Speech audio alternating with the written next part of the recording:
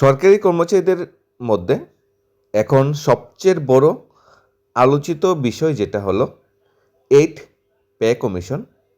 8 pay commission নিয়ে সবার মাঝে একটাই কোশ্চেন, ফিটমেন্ট ফ্যাক্টর কত হবে, বেসিক কতটা জাম দেবে, কোন গ্রেড পে বা কোন লেভেলে কতটা চেঞ্জ হবে, ফিটমেন্ট ফ্যাক্টরটা কীভাবে ডিসাইড করা হয়, সপ্তম বা 7 বা 6 বা 5th পে কমিশনের সময় স্যালারি বৃদ্ধি কতটুকু পেয়েছিল, ফিটমেন্ট ফ্যাক্টর যে ডিসাইড করা হয় তা কীভাবে ডিসাইড করা হয়, কীভাবে কমিটি তার মেয়াদকালী রিপোর্ট জমা দেয়, সমস্ত কিছু নিয়ে সরকারি কর্মচারীর মাঝে তো কুইরি থেকেই থাকে।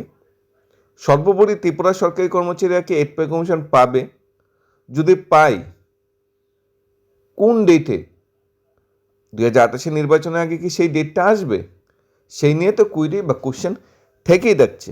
আমরা আজকের ভিডিওতে আলোচনা করব 8 পে কমিশন বিষয়ে একটা রিপোর্ট, যেটা একটা প্রতিষ্ঠিত সংস্থা সার্ভে করে প্রকাশ করেছে, সেই রিপোর্টটা নিয়ে আলোচনা করব যে 8 পে কমিশনে ফিটমেন্ট ফ্যাক্টর কত হতে পারে, বা আগের পে কমিশনগুলোর সাথে এই পে কমিশনের যে ম্যাচিং বা যে সামঞ্জস্য কীরকম থাকতে পারে, আর কি কি জিনিস আছে যার উপর ভিত্তি করে মিনিমাম স্যালারি বা ফিটমেন্ট ফ্যাক্টরটা ডিসাইড করা হয়। ফিটমেন্ট ফ্যাক্টর উপর স্যালারি নির্ভর করছে, সবাই জানে পে কমিশনের যখন বিষয়টা আসে, কারণ ফিটমেন্ট ফ্যাক্টর বেসিক, আমাদের যে বর্তমান বেসিক তার সাথে ফিটমেন্ট ফ্যাক্টরটা মাল্টিপ্লাই হয়, নতুন বেসিক নির্ধারিত হয়, ডিএ জিরোতে কনভার্ট হয়, ভবিষ্যতে দিয়ে দিলে নতুন বেসিকের উপরে ডিএ আসে, এইচআরে নতুন বেসিকের উপরে হয়, এমএ ডিসাইড হয়, সিএ ডিসাইড হয়, অন্যান্য বাতাগুলি ডিসাইড হয়, সমস্ত কিছু বেসিকের চারপাশে উঠানামা করে। বেসিকটা স্ট্রং, বেসিকটা ঠিকঠাক মানে কি স্যালারি অনায়াসেই অনেকটা বৃদ্ধি পাবে। ত্রিপুরার কর্মচারীদের জন্য 7 পে কমিশনের যে ফিটমেন্ট ফ্যাক্টর ছিল সেটা ত্রিপুরা সরকারি কর্মচারীরা পুরোপুরিটা পায়নি। তাছাড়া এইচআরের যে বেনিফিটগুলো 7 পে কমিশন সেন্ট্রাল গভর্নমেন্টের কর্মচারীরা পাচ্ছে, ত্রিপুরা সেই বেনিফিটগুলো পাচ্ছে না। তা সব কিছু মিলিয়ে ত্রিপুরা সরকারি কর্মচারীরা মানে 7 পে কমিশনের বেনিফিটগুলো মানে 20 থেকে 30% পাইনি এখন পর্যন্ত। যাক, সব কিছু মিলিয়ে কুইরি তো থেকেই থাকে। 8 পে কমিশন আছে, সেন্ট্রাল স্টেটে ডাবল ইঞ্জিনের সরকার, বেনিফিট হয়তো পেতেও পারে, সম্ভাবনা প্রচুর। মাননীয় অর্থমন্ত্রী থেকে মুখ্যমন্ত্রী সেই গ্রিন সিগন্যালই বারবার দিচ্ছে। প্রথম যখন পে কমিশন হয়েছিল তখন মিনিমাম পে 55 হয়েছিল, আর সর্বশেষ যখন পে কমিশন হয়েছে 7 পে কমিশন, তখন মিনিমাম পে 18,000 হয়েছিল। 7 পে কমিশনের ফিটমেন্ট ফ্যাক্টর ছিল 2.57, আর 6 পে কমিশনের ফিটমেন্ট ফ্যাক্টর ছিল 1.86। 1.86 এর সাথে গেট পেটা যুগ হতো, তো বেসিকের সাথে 1.86 প্লাস গেট পে 4200, বেসিকের সাথে 1.86 plus grade pay 2800। 7 pay commission 2.57, ন্যূনতম 2.72 ছিল। ত্রিপুরা সরকার কর্মচারী শুধু সবটা ফিটমেন্ট ফ্যাক্টর পায়নি, অনেকে 2.34, অনেকে 2.4ও পেয়েছে, যা নিয়ে এখনও জলগোলা চলছে, কেন ফিটমেন্ট ফ্যাক্টরের সুবিধা দেওয়া হচ্ছে না, কেন এমএনসিবির সুবিধা দেওয়া হচ্ছে না। 8 পে কমিশনের প্রজেক্টেড ফিটমেন্ট ফ্যাক্টর 2.28 হতে পারে, সম্ভাবনাময় 2.28 7 পে কমিশনের ফিটমেন্ট ফ্যাক্টর হতে পারে, তার থেকে একটু কমই হবে, এর থেকে বেশি হওয়ার সম্ভাবনা কম। এখন কোশ্চেন জাগতে পারে, কেন 7 পে কমিশন ফিটমেন্ট ফ্যাক্টর 2.25 কেন? 8 পে কমিশনে 7 পে কমিশন তো 2.5 ছিল।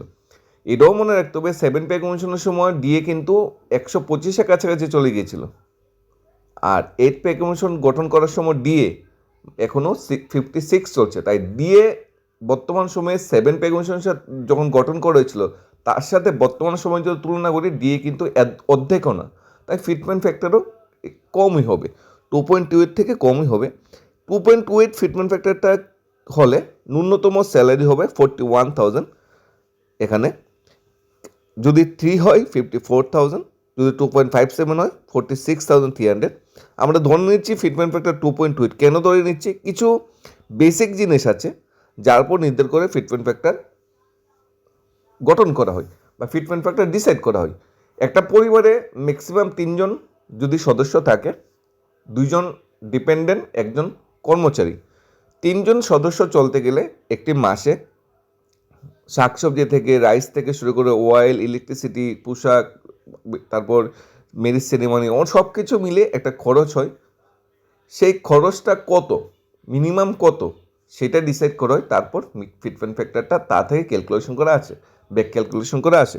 যেরকম ধরো 3 জনের একটা ফ্যামিলি, রাইস বা আটা বা চাল 475 গ্রাম প্রতিদিন লাগে, পার মান্থে 3 জনের 42 কেজির মতো লাগে। তার রেট বর্তমানে ডিসাইড করা হবে। রেট কিন্তু ম্যাক্সিমাম যে চালের রেট, ভালো চালের রেট সেটাই ধরা হবে এখানে। আর অল ইন্ডিয়া লেভেলে কিন্তু ধরা হবে, ত্রিপুরার জন্য আলাদা করে ধরুন অল ইন্ডিয়া লেভেলে চালের একটা যে রেট আছে, একটা ন্যূনতম রেট আছে, সেটা ধরা হবে। ধরো চাল বাবদ 3 জনের একজন ফ্যামিলি একটা টাকা খরচ হলো, ডাল বাবদ একটা টাকা খরচ হলো, সেটা 3 জনের ফ্যামিলি কত লাগতে পারে, পার ডে পার মেম্বার 80 গ্রাম যদি ধরা হয়, মাসে 7 কেজি লাগবে। র ভেজিটেবল মাসে 9 কেজি লাগবে, ডেলি 100 গ্রাম। গ্রিন ভেজিটেবল 11 কেজির মতো লাগবে। আদার ভেজিটেবল 6.5 কেজি লাগবে। ফ্রুটস লাগবে 10 কেজির মতো মাসে। মিল্ক লাগবে মাসে ডেইলি 200 মিলি যদি ধরি, 18 litre. Sugar 5 KG. Edible oil 3 KG. Fish লাগবে ধরলাম 2.5 কেজি, ন্যূনতম ধরে নিচ্ছি, এটা ম্যাক্সিমাম 2.5 কেজি দিয়ে একটা পরিবারের মাসে ফিশ হয় না, তারপর ন্যূনতম ধরে নেওয়া হলো। মিট লাগবে 5 কেজি। এগ লাগবে 90 নাম্বারস, প্রত্যেক দিন যদি ডেলি এগ যদি সবাই খাই 3টা করে প্রতিদিন, 9 নাম্বারস ইগ লাগবে, 90 নাম্বার ইট লাগবে। ডিটারজেন্ট লাগবে, ক্লোথিং লাগবে। টোটাল এইগুলো মিলিয়ে যেগুলো ডেলি কাজে যেগুলো ব্যবহৃত, এগুলো মিলে 20,920 টাকার মতো প্রতি মাসে খরচ হবে। এরপর এর উপর ফুয়েল চার্জ লাগবে, ইলেকট্রিসিটি লাগবে, ওয়াটার চার্জ লাগবে, ফুয়েল চার্জ গ্যাস যেটা বলা হয়, গ্যাস কানেকশন বা আমাদের গ্যাসে যে রান্না করা হয় সেটা লাগবে, সেখানে কিছু খরচ হবে। তারপর আমরা যদি ম্যারেজ, রিসেপশন, ফেস্টিভ্যাল থাকে সবারই, সেগুলোই ডিসাইড করতে হবে। সবারই তো ফেস্টিভ্যাল আছে, সমস্ত ধর্মের ফেস্টিভ্যাল আছে, ফেস্টিভ্যালের খরচটা তো আলাদা থেকে চলে আসবে না, সেটাও ফিটমেন্ট ফ্যাক্টরে এনে যোগ করা হয়। তারপর স্কিল এডিং, স্কিল ডেভেলপমেন্ট, অর্থাৎ এখানে পড়াশোনা খরচ করতে পারি আমরা স্কিল ডেভেলপমেন্টের জন্য, সেখানে একটা খরচ হবে। হাউসিং বাবদ, ঘর ভাড়া বাবদ একটা মাসে একটা ন্যূনতম একটা খরচ হবে।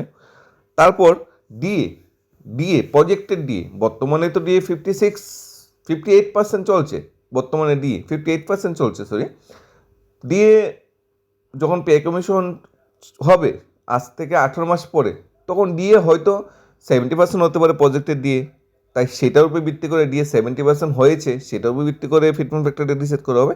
সব কিছু যদি রাউন্ড আপ করি আমরা, এখানে vegetable, clothing, fish, meat, detergent, fuel, electricity, marriage, festival, skill development, housing, সব কিছু মিলিয়ে যদি ধরি, রাউন্ড আপ করে আসে 41,000।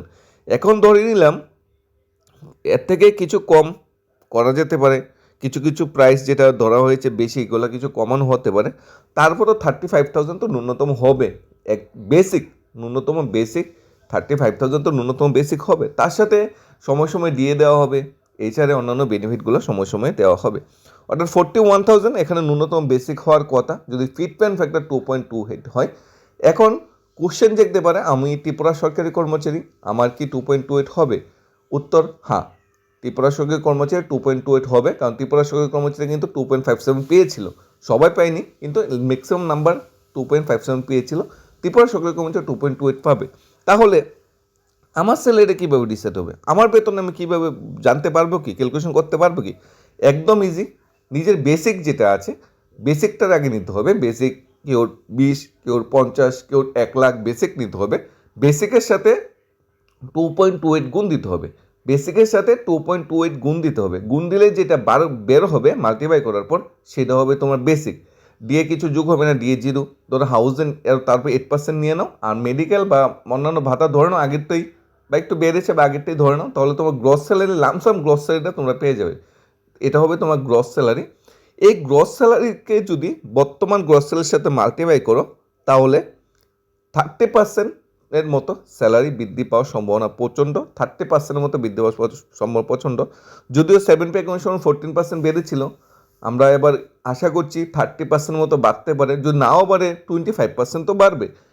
এইভাবে যদি বৃদ্ধি পায়, স্যালারি ন্যূনতম 35 থেকে 41,000 ন্যূনতম স্যালারি পার মান্থ হবে বর্তমানে দ্রব্যমূল্যের বাজারে।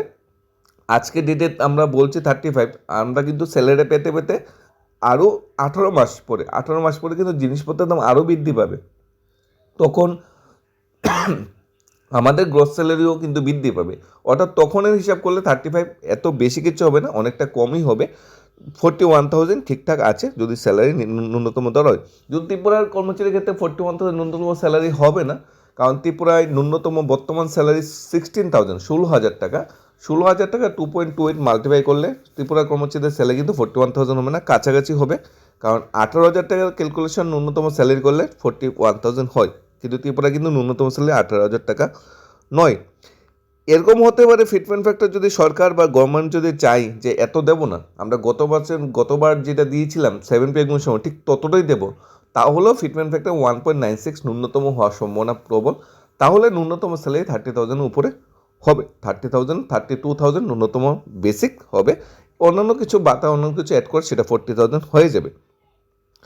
এখানে যে লেভেলগুলো 6 পে এগুলোর সময় ছিল, সেই লেভেলগুলো গেট পেগুলো ছিল 1800, 1900, 2000, 2400, 2800, 4200, 46, 4700, সি, বি, ডিই, এ, এই ক্যাটাগরিতে পে লেভেলগুলো ছিল।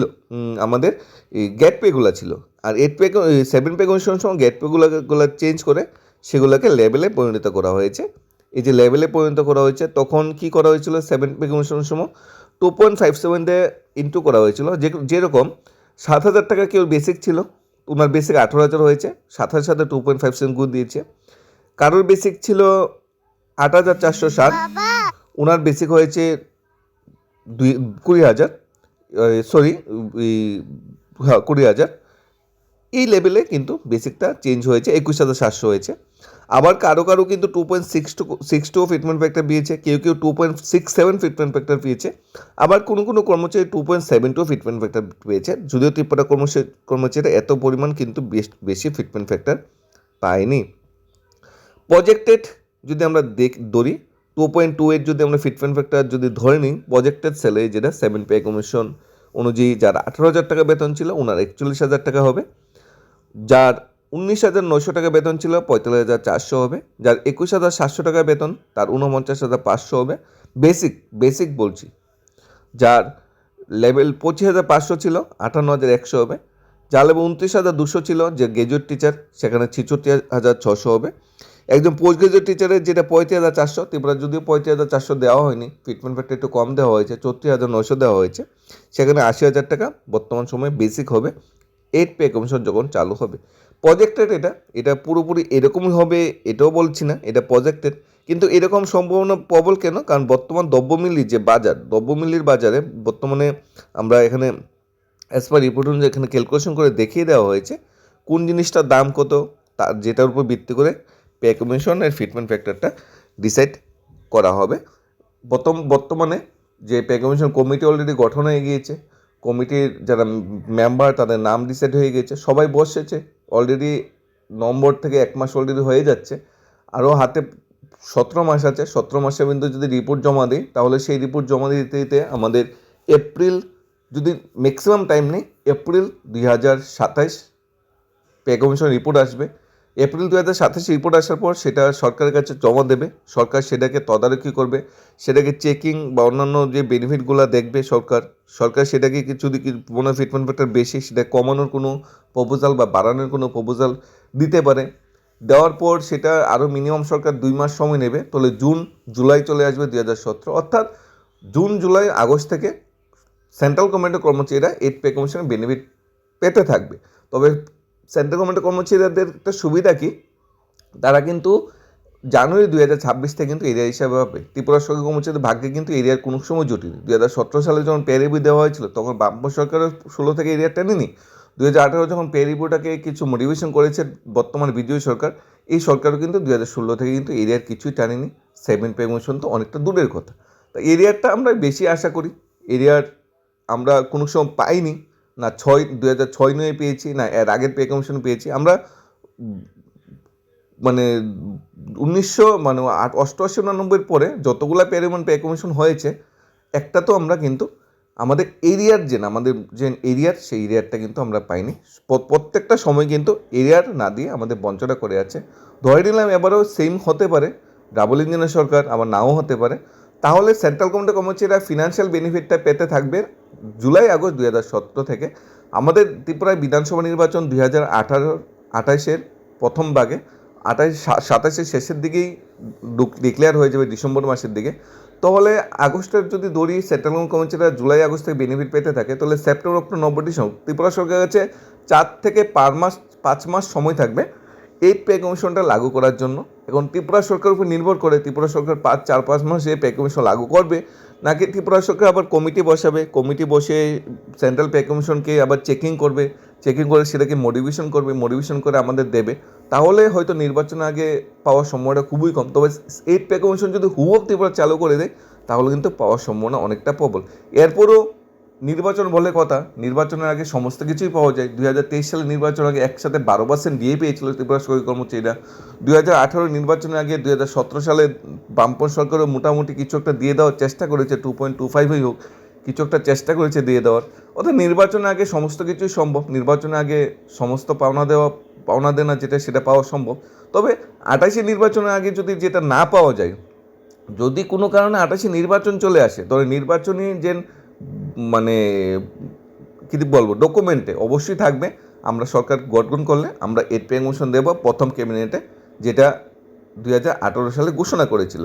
তাই আমাদেরও দাবি থাকবে, সবার একটাই দাবি থাকবে, তখন আমাদের একত্রিত হতে হবে। বর্তমান সময় আমাদের নভেম্বর বা আমাদের এই যে সুযোগ সুবিধাগুলো ছিল, যেটা ডিএ যেটা বকেয়া ছিল, সেই বকেয়াগুলো পাওয়ার একটা সুযোগ সুবিধা, একটা ডেট ছিল, সেই ডেটে আমরা পাইনি। এখন তো আর পাওয়ার সম্ভাবনা খুবই কম। তাই সব কিছু মিলে আমাদের মেইন যেটা দাবি, মেইন বা এজেন্ডা যেটা বর্তমানে থাকবে, এমএসসিপি সংশোধন, ফিটমেন্ট ফ্যাক্টর সেটা তো আছে। পাশাপাশি সেন্ট্রাল গভর্নমেন্টের কর্মচারী এইড পে কমিশনে যখন রিপোর্ট জমা দেবে, সেন্ট্রাল গভর্নমেন্ট কর্মচারী এইড পে কমিশন পেতে থাকবে, তখন আমাদেরও সবার একত্রিত হয়ে ডান বাম সব কর্মচারী সংগঠনের সমস্ত কর্মচারীরা একত্রিত হয়ে প্রটেস্ট করতে হবে, বর্তমানে সবার সাথে যেতে হবে, কথা বলতে হবে, সরকারের সাথে নেগোসিয়েশন করতে হবে যে আমাদের এইড পে কমিশন লাগবে। এইড পে কমিশন পাওয়ার যে সময়টা, আমরা যে 3-4 মাস সময় পাবো, ওই সময়টুকুর মধ্যেই সরকার থেকে আমরা এইড পে কমিশন সুযোগ সুবিধাগুলো চিনিয়ে আনতে হবে। যদি কোনো কারণে ওই সময় এইড পে কমিশন সুযোগ সুবিধা না চিনিয়ে আনা যায়, না বেনিফিট পাওয়া যায়, তাহলে 28 নির্বাচন বৈতরণী পার হওয়ার পর আবার কিন্তু একটা পে রিভিউ নামে কর্মচারীদের বঞ্চনার নতুন অধ্যায় সৃষ্টি করা হবে।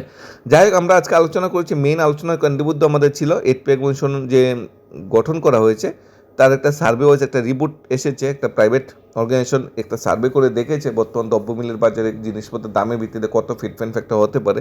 সেই সার্ভেতে জনসমক্ষে বা সেই সার্ভেতে সবার সাথে আলোচনা করার জন্য আমরা এসেছি। পাশাপাশি কী ধরনের বেতন বৃদ্ধি পারে, ত্রিপুরা কর্মচারীদের স্যালারি কী ধরনের বৃদ্ধি পারে, সেটাও আমরা পর্যালোচনা করার চেষ্টা করেছি। সব কিছু মিলিয়ে ডাবল ইঞ্জিনের সরকারের বেনিফিট আশা করছি ত্রিপুরা সরকারি কর্মচারীরা পাবে, কারণ ডাবল ইঞ্জিনের বেনিফিট পাওয়ার জন্যই আমরা ডাবল ইঞ্জিনকে চেয়ারে নিয়ে বসিয়েছি। ধন্যবাদ সবাইকে।